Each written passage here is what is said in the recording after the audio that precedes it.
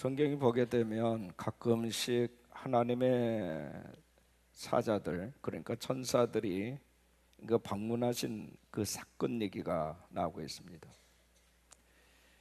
어느 두 천사가 어느 부잣집을 방문을 하게 됐습니다.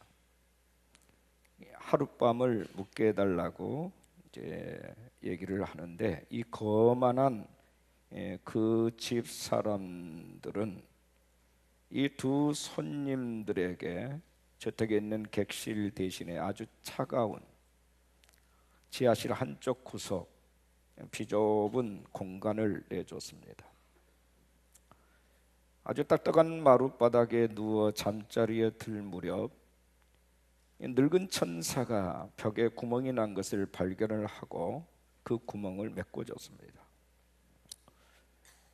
젊은 천사가 그 이유를 묻자 그는 이렇게 말합니다. 눈에 보이는 게 다가 아니라네. 눈에 보이는 게 다가 아니라네. 다음 날이 됐습니다. 이 두 천사는 아주 가난한 집에 머물게 되었는데, 농부인 그 집의 남편과 아내는 그들을 아주 따뜻하게 맞아 주었습니다. 그들은 얼마 되지도 않는 음식을 나눠 주었을 뿐만 아니라 자신들의 침대까지 내어주면서 편히 쉬고 가시라고 그렇게 배려를 했습니다. 다음날 아침이 되고 날이 밝았는데 농부 뇌가 눈물을 흘리고 있는 겁니다.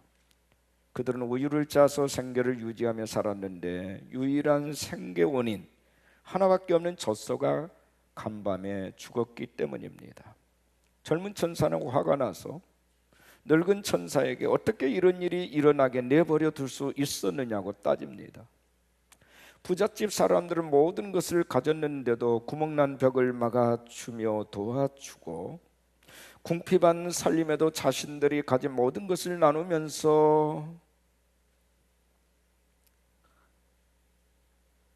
공개했던 이들의 가장 귀중한 젖소를 어떻게 죽게 내버려 둘 수 있느냐고 따졌습니다. 늙은 천사가 대답을 합니다. 눈에 보이는 게 다가 아니라네. 눈에 보이는 게 다가 아니라네. 젊은 천사, 도대체 그게 무슨 소리입니까? 다그칠 때에 늙은 천사가 설명을 합니다. 우리가 그 화로운 저택 지하실에서 잠을 잘 때 나는 벽에 난 구멍을 통해서 그 벽 속에 금덩이가 있는 것을 발견했네. 그 집 주인은 탐욕으로 가득 차 있어서 자신의 부를 나누려 하지 않기 때문에 나는 벽에 난 구멍을 봉해서 그가 금을 찾지 못하도록 한 것일세. 그리고 어젯밤 우리가 농부의 침대에서 잠잘 때에 죽음의 천사가 그의 아내를 데려가려고 왔었네. 그래서 농부의 아내 대신에 젖소를 대신 데려갈 수 없겠느냐고 그렇게 말했고, 또 그렇게 되었다네. 눈에 보이는 게 다가 아니라네. 눈에 보이는 게 다가 아니라네. 이 세상에 우리가 눈으로 확인할 수 있는 게 너무 많습니다. 우리를 현란케 하고 우리의 마음을 빼앗아가는 것들이 많습니다. 근데 눈에 보이는 게 다가 아닙니다.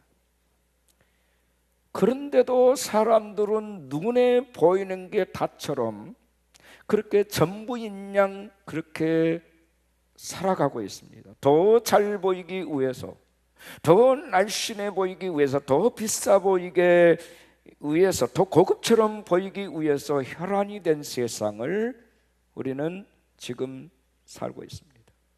눈에 보이는 것보다 눈에 보이지 않는 것이 사실은 더 중요하고 더 가치가 있고 더 영향력이 있음에도 불구하고 우리는 눈에 보이는 것 때문에 너무 많은 것을 보지 못하는, 잃어버리는 그런 생을 살아가고 있다 그 말입니다. 오늘 본문의 말씀은 눈에 보이지 않는 우리 안에 계시는 하나님, 내 안에 성령님에 대해서 말씀을 하고 있습니다. 성령님은 내 안에 거하시는 하나님이시라고.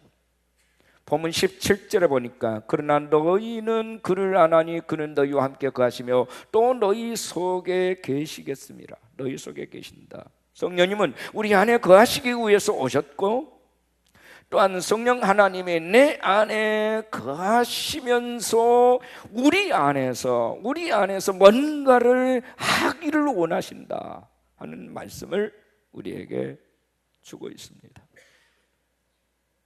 우리 가슴에 손 한번 얹어볼까요? 성령님, 내 마음속에 임하시옵소서. 성령님, 나를 이끌어 주옵소서. 아멘. 오늘 제목입니다. 따라하겠습니다. 내 안에 성령님. 옆에 사람이 이렇게 말합시다. 당신 안에 성령님이 거하시는 것을 믿으십니까? 인정하십니까? 자, 오늘 저는 세 가지를 말씀드리려고 합니다. 하나는 성령님이 내 안에 거하시면 나는 어떤 사람이 될까? 성령님이 내 안에 거하심으로 인해서 나는 과연 어떤 사람으로 정체성을 가질 수 있을까? 두 가지입니다. 성령님이 내 안에 거하시면 첫째로 그리스도의 사람이 된다, 이렇게 말씀합니다. 그리스도의 사람이 된다. 로마서 8장 9절 말씀에 보면 만일 너희 속에 하나님의 영이 거하시면 너희가 육신에 있지 아니하고 영에 있나니 누구든지 그리스도의 영이 없으면 그리스도의 사람이 아니라. 오늘 우리가 그리스도인이 된 것은 예수 그리스도의 영이 우리 안에 거하시기 때문에 우리가 크리스찬이 됐다. 성령님이 우리 안에 오시면 우리가 성령님을 통해서 예수님을 믿게 되고 하나님의 자녀가 된다, 그리스도인이 된다, 그 얘기입니다. 내가 교회 교족부에 내 이름이 등록되어 있다 해서 그리스도인이 되는 것이 아니라 성령님이 우리 안에, 내 안에 거하실 때 비로소 내가 그리스도인이 되는 것이다. 이 세상에 그 누구도 성령님의 도심이 없이 예수 그리스도를 믿을 수도 없고 구원을 받을 수도 없습니다.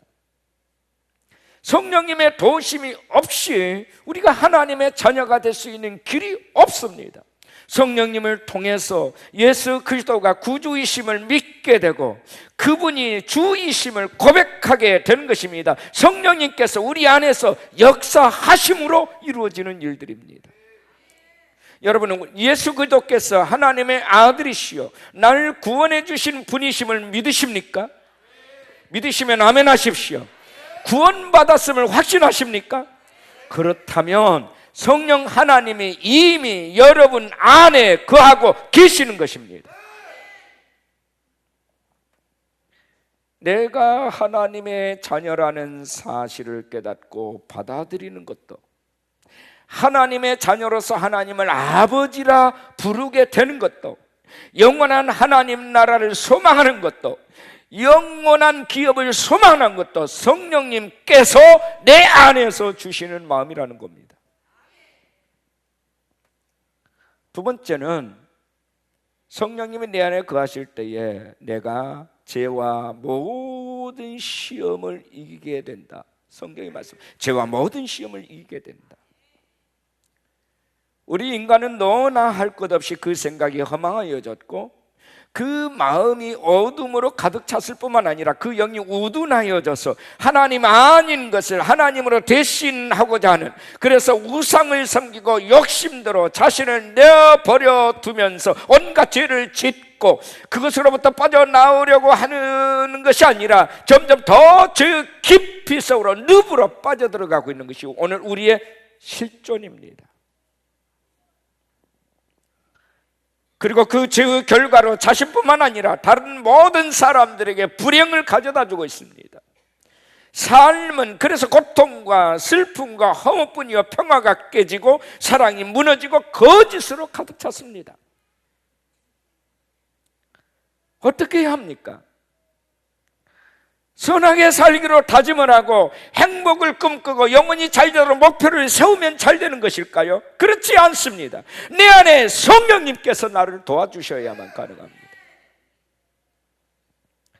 어느 글에 보니까 어떤 아가씨는 신년 결심을 그렇게 했더라고요. 핸드폰을 챙겨라 언제든지.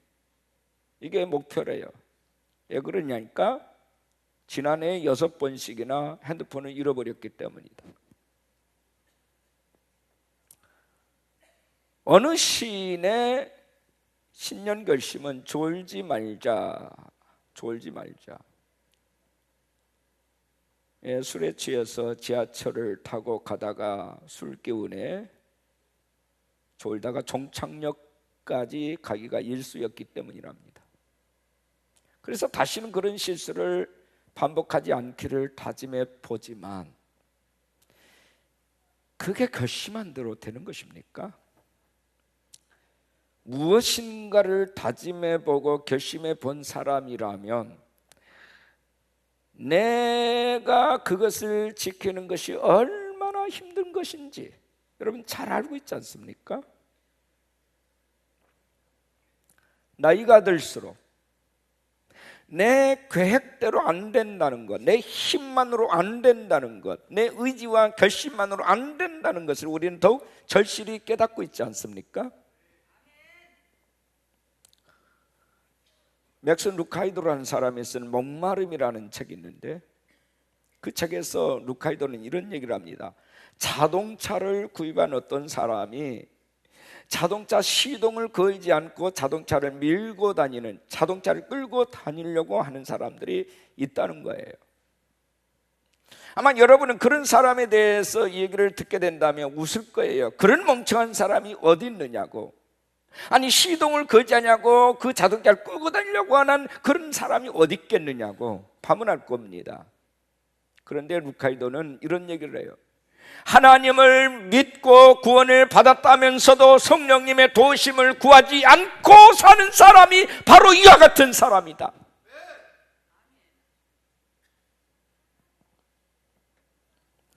성령님의 도우심이 없이 선하게 살려고 애쓰고 새 사람이 되려고 애쓰고 변화된 삶을 살려고 애쓰는 것을 마치 자동차를 시동 걸지 않냐고 끌고 다니는 사람으로 비유를 했어요.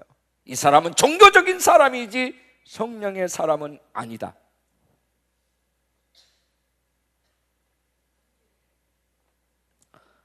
종교적인 사람과 영적인 사람은 차이가 있어요. 종교적인 사람은 자기 힘으로 자기 능력으로 어떤 선함에 이르려고 하는 사람이에요. 그러나 영적인 사람은 성령에 의하여 사는 사람, 성령에 이끌려 사는 사람이에요. 여러분은 어떤 사람인가요? 나는 종교적인 사람인가? 나는 성령의 사람인가? 나는 내 안에 나를 이끄시고 끝없이 감동하시는 그분을 존중하며 사는가? 그분 앞에 복종하고 있는가? 그분의 이끄심과 감동대로 살고자 반응하는 사람인가? 아니면 종교적 습관에 의해서 교회를 왔다 갔다 하는 그런 자는 아닌가?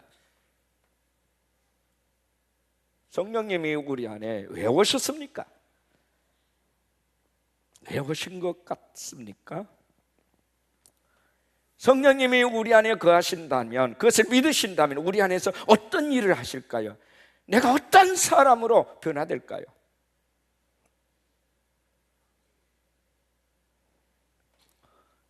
두 번째 드릴 말씀은 성령님은 누구세요? 그분은 영이십니다. 영이세요. 우리 옆에 분에게 성령님은 영이십니다. 성령님이 영이시란 말은 인격이라는 말씀일 뿐만 아니라 비물질적인 분이다 그 말이에요. 비물질적, 우리가 그냥 만지작거리고 우리가 취할 수도 있고 버릴 수도 있는 그런 존재가 아니다는 거예요. 우리 오감 밖에 계시는 조율적인 분이시다. 그분이 바로 영이시다. 그분은 하나님의 영, 예수의 영이십니다. 우리가 성령님을 직접 만져보거나 눈으로 보거나 냄새를 맡거나 음성처럼 들을 수가 없어요. 오직 영으로 보고 영으로 듣고 영으로 느끼는 겁니다.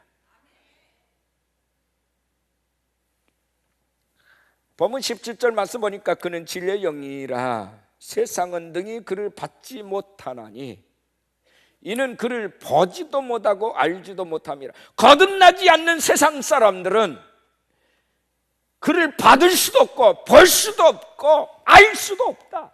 오직 거듭난 사람만이 그를 느낄 수 있다. 성령을 만난 사람, 그 안에 거하는 사람만이 성령님을 느낄 수 있다, 알 수 있다. 성령님은 우리 눈에 보이지 않지만 실제 하시며 살아계신 분이십니다. 우리 곁에 우리 속에 거하신 분이세요. 그분은 영이시기에 무소부재하십니다. 안 계신 것이 없습니다. 언제든 어디서든 우리를 도와주십니다. 영이시기에 가능합니다. 내가 오늘 이 공간에서 저 멀리 외국에 나가 있는 내 자녀를 위하여 기도할 때에 시공간이 멀리 떨어져 있지만 그러나 조울적인 그분의 영이 거기에서 우리의 자녀를 보호하고 돌보시는 것입니다. 나의 기도를 들으신 그분이 동시적 사건으로 시공간을 초월해서 그곳에서 동일하게 역사한다 그 말이에요. 영이시기에 가능한 겁니다.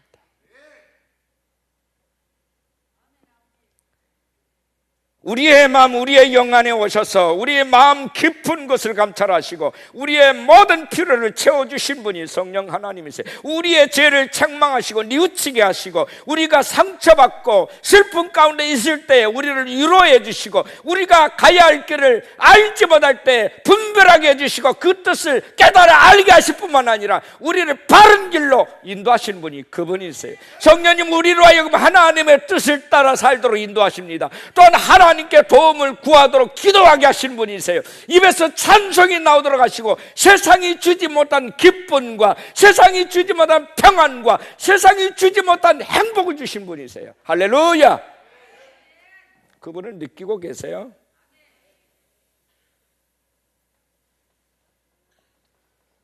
본문 16절에 내가 아버지께 구하겠으니 그가 또 다른 보혜사를 너에게 주사 영원토록 너희와 함께 있게 하리라.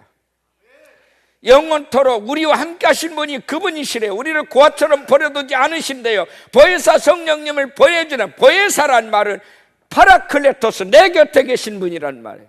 나의 도움이시고 나의 보호자시고 나의 상담자이시고 나의 친구 되시고 나의 변호사 되신 분, 나의 위로자 되신 분이시다. 파라클레토스라는 말이 그런 의미예요. 나를 도우시고 나를 이끄시고 보호해 주신다. 영으로.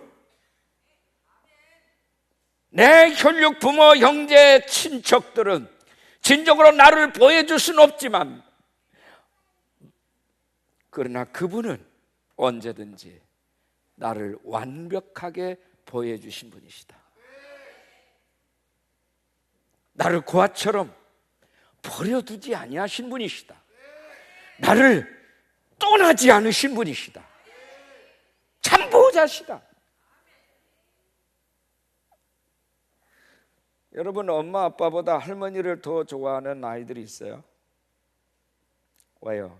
엄마 아빠는 직장에 출근하고 하루 종일 같이 하는 자는 할머니가 늘 곁에 있어 줬기 때문에 아이가 아프면 병원에도 할머니가 데려갔고 아이의 하루 생활 대부분을 할머니와 같이 있다 보니까 엄마 아빠보다도 할머니를 더 좋아하는 아이들이 있어요. 밤늦게 아이를 찾으러 오는 엄마에게 아이가 선뜻 따라 나서질 않습니다. 그 아이에게 있어서 실질적인 보호자는 부모보다 할머니였거든요. 그렇게라도 맡길 수 있다는 것 천만 다행이죠.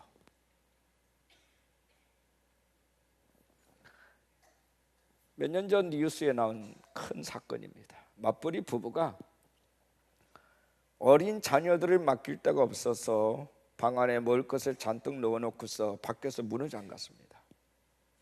근데 아이들이 점심때가 되어서 가스레인지를 이렇게 다루다가 그만 잘못 다뤄서 불이 났어요. 아이들이 문을 열고 밖으로 도망을 치고 뛰쳐나와야 되는데 이 밖에서 문을 걸어 잠가 놓은지라 이 아이들은 나오지 못하고 그 안에서 질식해서 죽었습니다. 곁에 보호자가 없어서 벌어진 참사예요.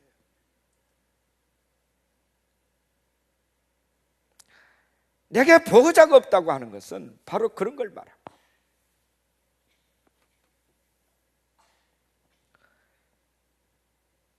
우리의 육신의 부모가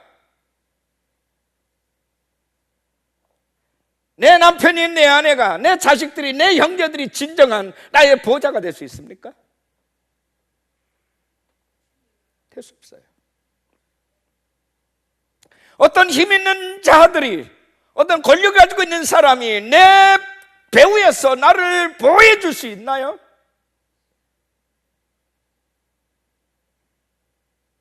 그것도 불가능해요. 우리를 진정으로 보호해 줄 수 있는 분은 우리 안에 계시는 성령님 한 분뿐이십니다. 근데 우리는 그분을 무시해요. 그분에 대해서 무관심을 해요. 그분의 책망을, 그분의 음성을 들으려고 하지 않아요. 오히려 내가 그분을 조종하려고 합니다.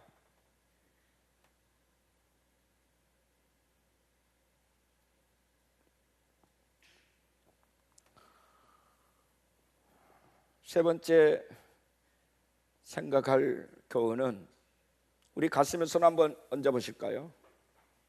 성령님, 나를 이끌어 주십시오. 아멘. 성령님, 나를 도와주십시오. 진정성 있게 이것을 고백할 수 있어야 됩니다.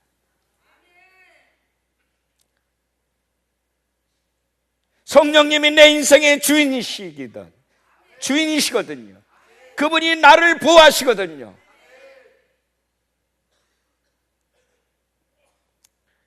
행여 그분이 나를 놓아버릴까봐,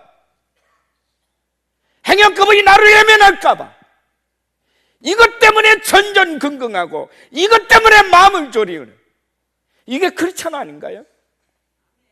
하나님께서 우리에게 성령님을 보내신 것은 우리를 도와주시기 위해서입니다. 우리를 이끌어 주시기 위해서예요. 예수님은 우리의 구원을 위해서 십자가라는 너무 비싼 대가를 지불하셨기에 우리를 아무렇게나 방치해둘 수가 없었어요. 그래서 예수님과 똑같은 그나 영으로 오신 그분을 대신 우리에게 보내셨어요. 우리 곁에 계신 분이에요. 그래서 보혜사라고 말을 해요. 성령이 이끄시는 대로라는 책을 쓴 스토미 오마샤라고 하는 베스트셀러 작가가 있습니다. 그녀는 성령 받기 전의 삶에 대해서 거절감과 상처와 슬픔과 두려움, 우울과 불안으로 가득 찬 삶을 살았었노라고 고백을 하면서 수없이 자살 충동에서 벗어나기 위해서 몸부림을 쳐야 했고 매일 술과 마약으로 방황했다고 합니다. 그러다가 29살 때 친구의 전도로 예수님을 영접하면서 그 인생이 바뀌기를 시작했어요. 어느 날 성령을 받고 소망을 느끼기 시작합니다. 성령이 이끄시는 대로 사는 삶이 무엇인가를 그녀는 깨닫게 됐어요. 그는 자신의 책에서 이렇게 고백합니다. 성령은 우리 안에 거하시면서 예수를 닮아가도록 도우시고 하나님께서 원하시는 삶을 살 수 있도록 우리 안에서 일하십니다. 성령이 충만하면 인격이 변화되고 열매를 맺게 됩니다. 성령의 열매는 하나님의 뜻에 순종하며 사는 사람 안에서 나타납니다. 성령을 삶의 액세서리로 생각해서는 안 됩니다. 성령이 곧 우리의 삶입니다. 이렇게 고백을 했어요. 성령님이 곧 우리의 삶입니다.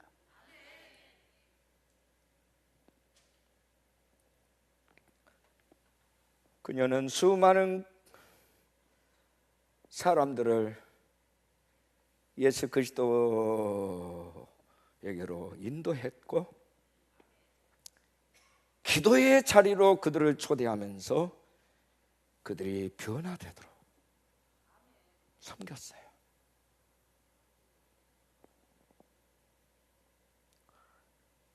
요한복음 16장 13절에 진리의 성령이 오시면 그가 너희를 모든 진리 가운데로 인도하시리니 그가 스스로 말하지 않고 오직 들은 것을 말하며 장래 일을 너희에게 알리시리라. 스스로 말하지 않는다. 오직 듣는 것을 말한다.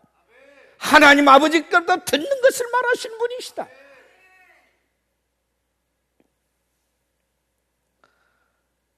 성령의 인도를 받지 아니하고서는 누구도 진리를 이해할 수 없어요.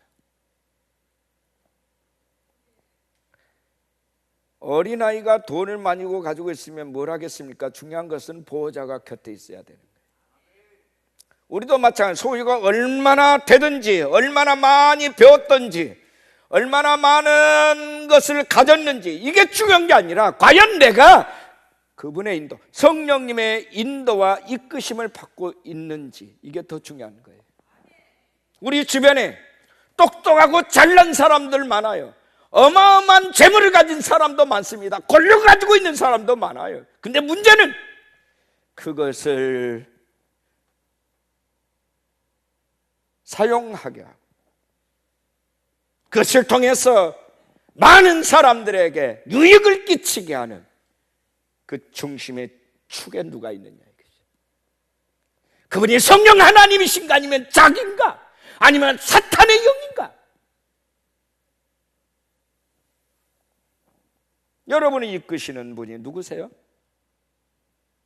누가 여러분을 이끌기를 원하십니까? 이렇게 기도하십시오. 성령님 나에게 임하셔서 함께 생각하고 함께 말씀하고 함께 행동하고 함께 움직이도록 나를 인도해 주십시오.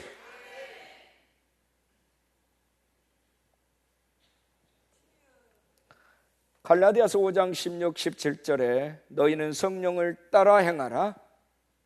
성령을 따라 행하라. 그리하면 육체의 욕심을 이루지 아니하리라. 육체의 소욕은 성령을 거스리고 성령은 육체를 거스리나니 이 둘이 서로 대적함으로 너희가 원하는 것을 하지 못하게 하려 함이라. 우리 안에 육체의 소욕과 성령의 소욕이 자꾸 충돌하고 있대요. 육체의 소욕은 성령을 거스리고 성령의 소욕은 육체를 거스린대요. 우리 안에서 성령의 소욕이 힘을 행사해야 된다는 겁니다. 성령의 소욕이 우리에게 강하도록 여러분 요청하시기를 바랍니다. 이 세상은 이른바 인간주의가 판을 치고 있어요. 인간주의는 뭐예요? 우리 내면의 본성과 욕망을 자극시키는 일을 해요. 그래서 성경은 이것을 육체의 소욕이라고 정의를 합니다. 세상에는 이런 육신적이고 욕망적인 모습들이 너무나도 많아요. 그 모습을 갈라디아서 5장 19절 이하에서 이렇게 말씀합니다. 육체의 일은 현저하니 분명하니 곧 음행과 더러운 것과 허색과 우상숭배와 주술과 원수 맺는 것과 분쟁과 시기와 분냄과 당짓는 것과 분열함과 이단과 투기와 술취함과 방탕함이라 또 그와 같은 것들이라. 이게 육체의 소욕이래요.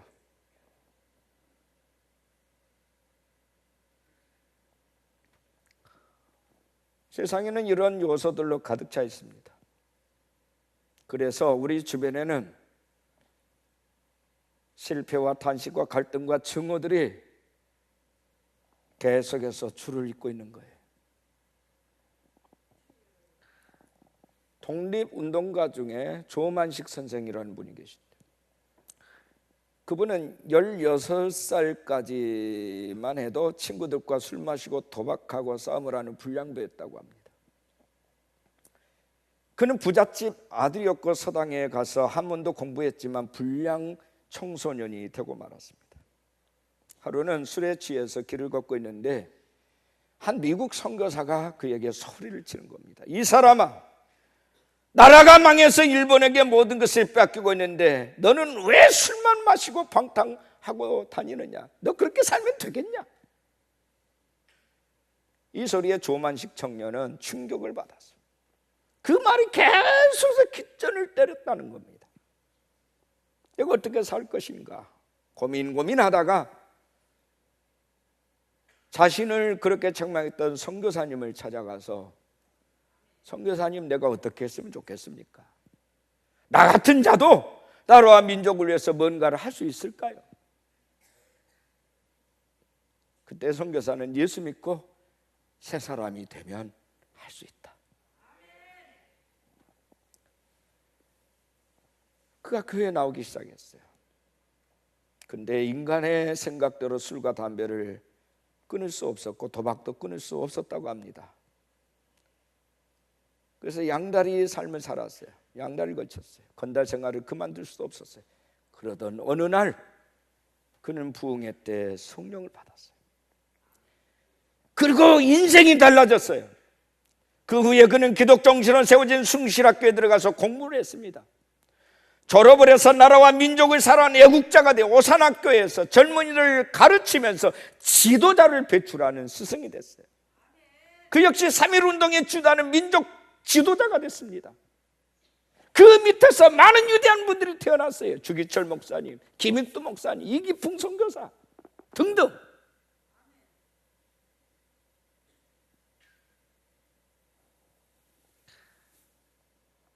고린도전서 2장 4절에 이렇게 말씀합니다. 내 말과 내 전도함이 설득력이 있는 지의 말로 하지 아니하고 다만 성령의 나타나심과 능력으로 하여.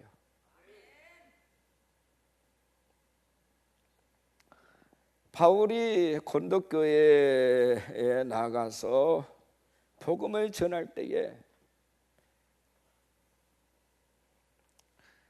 내 말과 내 전도가 지의 권한 말로, 다시 말해서 철학적인 언변으로 하지 아니하고 그 뜻이에요. 다만 성령의 나타나심과 능력으로 하기를 원한다. 내가 이것 때문에 심히 두려워했고 떨었다. 그런 표현을 해요. 성령의 나타남과 능력으로 한다는 말은 내 힘으로 할 수 없다는 사실을 인정하는 말입니다. 바울 사도는 내 말과 전담이 성령의 은사에 있다고 하지 않았습니다.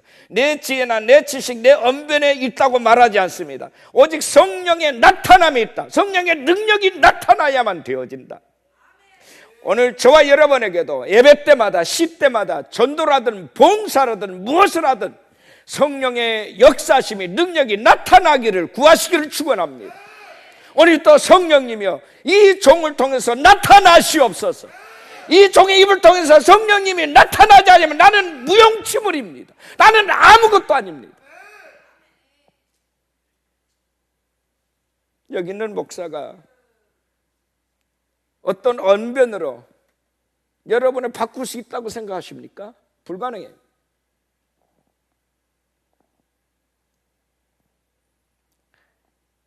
내 안에 어떤 말할 수 있는 어떤 논리적인 능력이, 수학적인 표현이 사람을 바꿀 수 있을까요? 불가능해요.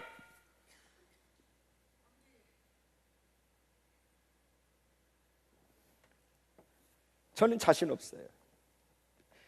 내 안에서 성령님이 일하시지 아니하면, 내 안에서 성령님이 나타나지 않으면 나는 아무것도 할 수 없어요.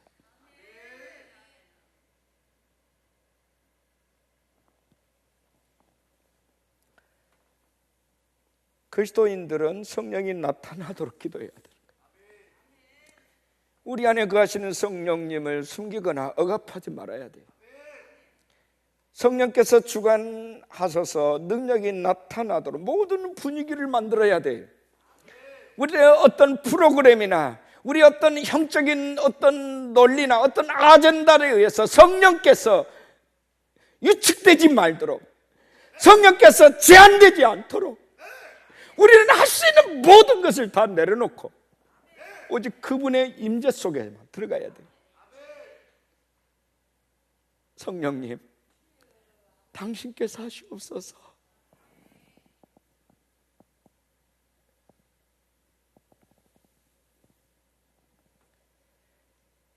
성령님이 우리 안에 머물러 계시는 정도가 아니라 그 능력이 나타나야 되는 것입니다. 갈라디아서 5장 22절 이하에 오직 성령 열매는 사랑과 희락과 화평과 오래 참음과 자비와 영성과 충성과 온유와 절제니 이 같은 것을 금지할 법이 없다. 그리스도인은 하나님의 영을 받아 살아가는 사람들이에요. 내 안에 성령님이 함께 하셔서 나로 하여금 합당한 삶의 열매를 맺게 하시는 것입니다. 성령님은 그분만을 믿고 그분만을 의지하고 그분께만 순종하고자 하는 사람들을 통해서 일하십니다. 목말라 물을 마시게 되기를 원하듯이 성령 하나님을 여러분 갈망하시기를 바랍니다. 목말라 하시기 바랍니다. 성령님, 오늘도 내 안에서 일하시옵소서.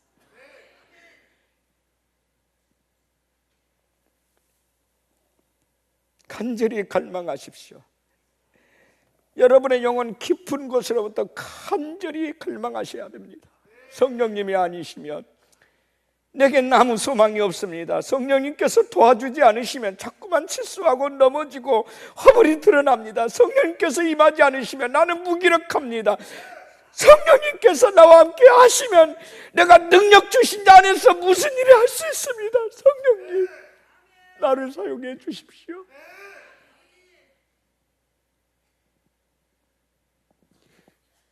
내가 성령님을 부리는 것이 아니라 그분의 영이 나를 사용하시다.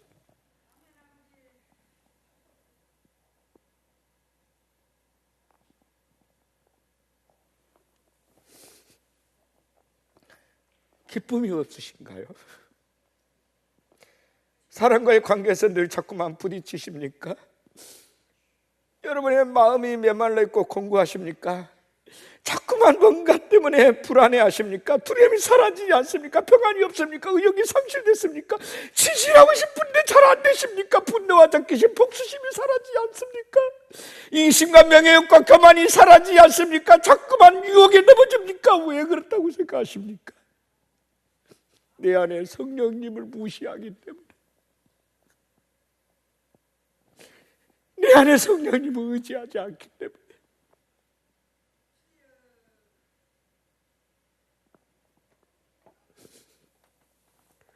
나보다 훨씬 더 지혜로우신 그분, 나보다 능력이 많으신 그분, 나보다 통찰력이 있으신 그분, 나를 온전케 하시는 그분, 나를 성결케 하시는 그분의 도우심을 구하시기를 축원합니다. 성령님 나타나소서.